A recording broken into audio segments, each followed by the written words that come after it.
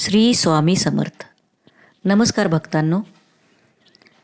आज आपण नवरात्रीचा होम हवन घरच्या घरी सोप्या पद्धतीनं कसा करावा, होम हवनासाठी आवश्यक साधन सामुग्री, होम हवन विधी आणि होम हवन करताना कोणता मंत्र उच्चारावा याबाबत माहिती घेणार आहोत. भक्तांनो, हिंदू धर्मामध्ये सर्व शुभ कार्यामध्ये हवन पूजन यज्ञयाग करून कार्यसिद्धीस नेले जाते. सध्या तरी साक्षात श्री दुर्गा माता आपल्या घरी वास्तव्यास आहे. आपण सर्वजण मोठ्या श्रद्धेने आणि भक्तिभावाने आपल्या देवीची सेवा करत आहोत. यामध्ये होमाला अनन्यसाधारण महत्त्व आहे. अजूनही वास्तुशांती, लग्नविधी इत्यादीमध्ये होम केलाच जातो. आपणास माहीत आहे की साधू संत, राजे रजवाडे यांनी प्राचीन काळी यज्ञाद्वारे अनेक सिद्धी प्राप्त करून घेतल्या आहेत. हा होम हवन विधी मंत्रघोषात केला जातो. प्रत्येक मंत्राच्या शेवटी स्वाहा असे म्हणून आहुती अर्पण केली जाते. स्वाहाकार केल्यामुळे अग्निदेवतेला आहुती भस्म करण्याची शक्ती मिळते. होम हवनामध्ये वन औषधी वनस्पती, गाईचे तूप, औषधी वस्तू, गोड पदार्थ अर्पण केले जातात. त्यामुळे देवी देवता प्रसन्न होतात.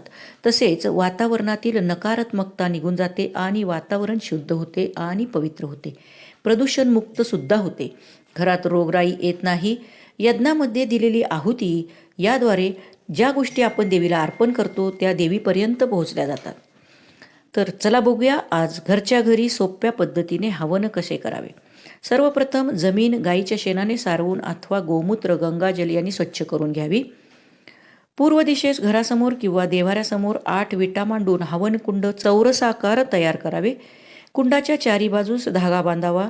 रांगोळी काढावी. जर घरी असे हवन कुंड करणे शक्य नसेल तर बाजारात तांब्याचे किंवा मातीचे तयार हवन कुंड मिळते, ते पाटावर ठेवून होम करावा. तेही शक्य झाले नाही तर देवघरातील ताम्हणात माती घालून त्याचा वापर हवन कुंडाप्रमाणे करावा. हवन अष्टमी किंवा नवमीला केले जाते. आपल्या परंपरेनुसार आपण नक्कीच होम करावा. हवन करणाऱ्याने पूर्वेकडे तोंड करून आसनावर बसावे. हवन कोणीही करू शकते, म्हणजे स्त्री किंवा पुरुष हवन करू शकतात. यासाठी कुठलंही बंधन नाही. कुटुंबातील इतर सदस्यांनी होमाजवळ बसून मनोभावे व एकाग्र चित्ताने श्रवण करावे. त्यांनाही होमाचे पुण्य प्राप्त होते.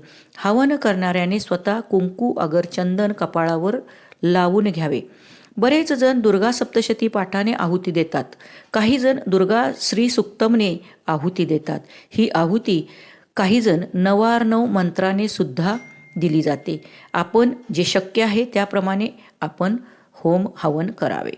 म्हणजेच श्री सुक्तम, दुर्गा सप्तशती किंवा नवार्ण मंत्राने आहुती द्यावी. आहुती देताना प्रत्येक श्लोकानंतर स्वाहा असे म्हटले जाते किंवा नवार्ण मंत्राने आहुती देताना ओम ऐं ह्रीं क्लीं चामुंडाय विच्चे स्वाहा असे म्हणून स्वाहा हा शब्द उच्चारताना आहुती यज्ञामध्ये टाकावी. यासाठी लागणारी साहित्य म्हणजेच समिधा. समिधा म्हणजे रुई, पिंपळ, खैर, आघाडा, औदुंबर, सौंदड, पिंपरी या झाडाची लाकडे असतात. अशी समिधा पूजा साहित्याच्या दुकानात आपणास विकत मिळते. हवन सामग्री, यामध्ये हवन सामग्री असते आणि हवन सामग्री खूप प्रमाणात वेगवेगळ्या प्रकारची असते. ती आपल्याला जर घरी जमवणे शक्य नसेल तर ती तयार बाजारात विकत मिळते. त्यामध्ये असते वेखंड, पंचगव्य, गुगुळ, चंदन, मध, तूप, मोहरी, पांढरे तीळ, नागरमोथा, कापूर, आवळा, हिरडा, कापूर कतली, अक्रोट, दशमुख, बेहडा, बेल, तुळशीपत्र इत्यादी सामग्री असते. हा हवन पुडासुद्धा पूजा सामग्री विक्रीच्या दुकानात मिळतो. तसेच स्वामी केंद्रामध्ये सुद्धा मिळतो. भीमसेनी कापूर किंवा साधा कापूर. याचबरोबर आपल्याला साधन सामग्रीमध्ये तांदळाची खीर ही घरी तयार करावी. देवी मातेला खीर खूप आवडते, त्यामुळे तांदळाची खीरसुद्धा हवनामध्ये आपण स्वाहा करत असतो. पांढरे तीळ, तांदूळ, साखर, जवस हे एका वाटीमध्ये घ्यावे. म्हणजेच एका वाटीमध्ये तांदळाची खीर, दुसऱ्या वाटीमध्ये पांढरे तीळ, तांदूळ, साखर, जवस हे मिक्स करून घ्यावे. तसेच एका वाटीमध्ये शुद्ध गाईचे तूप घ्यावे. फुले आणि हळद कुंकूसुद्धा आवश्यक आहे. सर्वप्रथम होम कुंड वर सांगितल्याप्रमाणे तयार करून घ्यावे.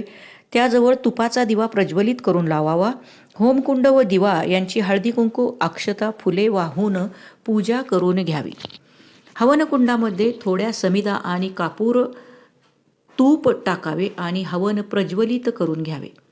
सर्वप्रथम गणपतीला आवाहन करून घ्यावे. गणपतीला आवाहन करताना ओम गंग गणपते नमा असे 11 वेळा म्हणून 11 वेळा तूप अग्निकुंडात टाकावे. भक्तांनो, इथे आपण गणपतीला आवाहन करीत आहोत, त्यामुळे या 11 वेळा आपण स्वाहा म्हणणार नाही. त्यानंतर अग्निदेवताचे आवाहन करावे. यासाठी मंत्र आहे ओम अग्निदेवताय नमा असे 11 वेळा म्हणून अग्निकुंडात तूप सोडावे. इथं सुद्धा आपण अग्निदेवतेचे आवाहन करत आहोत.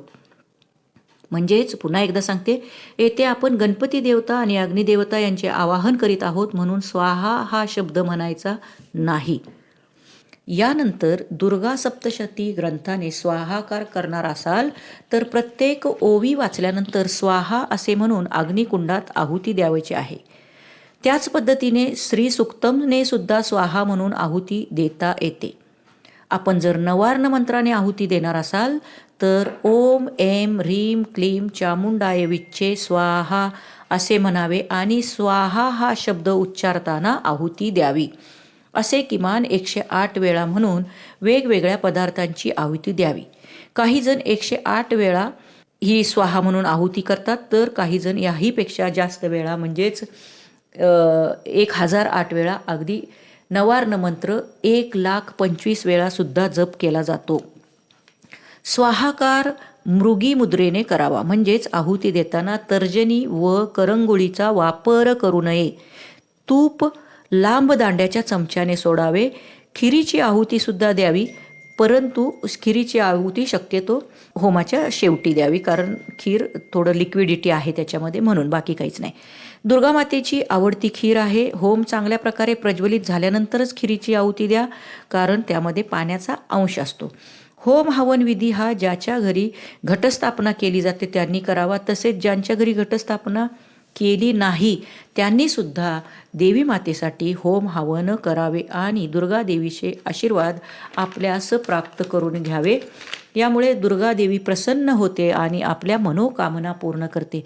भक्तांनो, आज आपण माहिती घेतलेली आहे की होम हवन घरी कसा करावा. खूप सोपं आहे. 100% सगळ्यांनी करा. आपल्या सगळ्यांना देवी माता आशीर्वाद देणार आहे. आपल्या सगळ्या मनोकामना पूर्ण होवो. नवरात्रीच्या आणि दसऱ्याच्या आपल्याला खूप खूप शुभेच्छा. धन्यवाद. श्री स्वामी समर्थ.